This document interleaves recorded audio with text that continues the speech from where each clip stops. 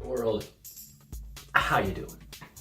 So today I just got back from work, which is basically in a warehouse, and one thing I did on my way back from this job is listen to Adam Morgan, the Adam Morgan Show. Adam Morgan is a kind of computer programmer who wrote a book on AngularJS, and he does a little YouTube show called the Adam Morgan Show. And he was talking about Andrew Yang debating Ben Shapiro, and he gave his thoughts about UBI. Now, as he was talking, he said strange things to me, because he was mentioning some guy, anonymous guy, whose name he didn't want to mention, that worked at a warehouse. And then when that warehouse he peak season, they would then take that money and not work for a week. How does that happen? Like, there's never been a job in the United States that I've worked where you can, make a bigger paycheck and then take a week off. Maybe that was like vacation days they had saved up. But here's the thing. He was using this as like, when you give people money, then they go and they don't do anything. These people, if this situation happened, which I don't see why Adam Morgan would lie, he seems like a pretty straightforward chap, but if the situation happened, this is the context it happened in. They're warehouse workers. It's a difficult, physically demanding job, so you want to take time to rest and recover. In fact, you kind of have to, or you'll destroy your body. That's a different field from computer programming and other things like that. And I'm sure Adam understands this, just didn't come to his mind, because a lot of times, this is my thing about pundits and things. They're disconnected from the lived experience of working hard, physically. And it's not anything to say that like they're bad or they're lazy, it's just that they've found a niche in society where they can generate revenue talking or programming or whatever, which is great. Programming is intellectually difficult sometimes. So yeah. I just wanted to mention that because it's just so indicative of the kind of and it's not highness from Adam Morgan's thing that he was saying. It's haughtiness that then arises.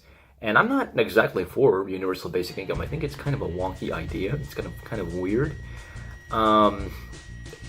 It's just that I don't buy into the whole necessarily motivation thing. Like, if you give people money, then that will motivate them. Like he was saying, well, if you just give these basement dwelling losers, he didn't use this word, but this is just something I'm using to make the caricature a little bit more colorful. If you give these basement dwelling losers UBI, they're still going to live in their mom's basement and play video games. Would they, or are they in the mom's basement playing video games because there's not really like jobs out there that will provide them with an income adequate in order to move out of their parents' house? Even sometimes, like as a group, they won't really be able to make ends meet. And he mentioned you don't need that much money to live, and that's true. You don't need that much money to live on the remnants of a large programmer's salary that you've saved up. But when you make a really small paycheck working a really difficult, intensive job, and your living situation happens to be group oriented because you have to have a group of people to pay rent for a house, then that's a whole different ball game. And that's why, he was talking about in this very Malthusian way of how a lot of folks just spend their money on stupid stuff. And a drink and circus, I think, was Malthus's argument. And that's because they're trying to fucking recover from the bullshit that they deal with on a daily basis for very little compensation. This does not, again, say, oh my gosh, now just give all these poor folks universal basic income and make it better. But it's just that the underpinning arguments against it that are often put forward have an underlying air of snark about it. And it's like, I know so many people that are in difficult situations financially, in part, yes, because sometimes because they're dealing with their butthurt, spend money frivolously, but there's still people who have like interests and things, and they work on their, like, I know people at my warehouse who drive, and they're into jazz, they play guitar, they do all sorts of shit. So I don't know. It frustrates me, and I wanted to vent a little bit. Thanks so much for listening. I hope you found this cathartic or entertaining or whatever.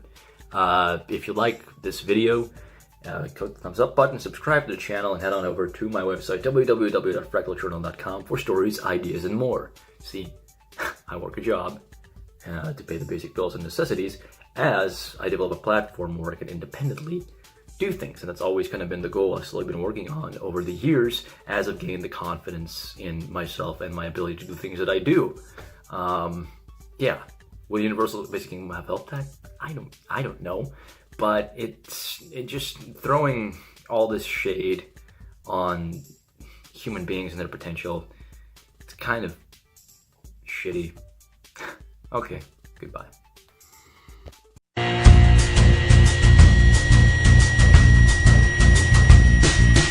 Life is a breeze if you can't afford its membership fees.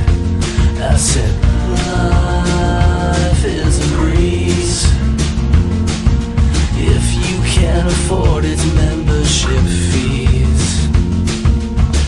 You can't imagine that it all costs a little more, but there's more than that to be whole.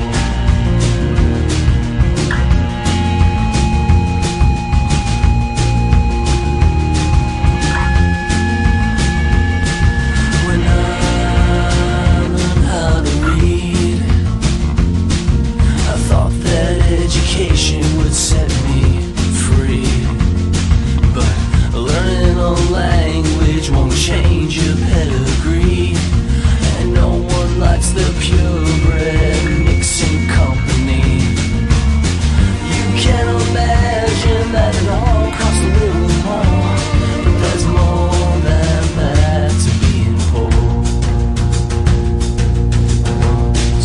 I want to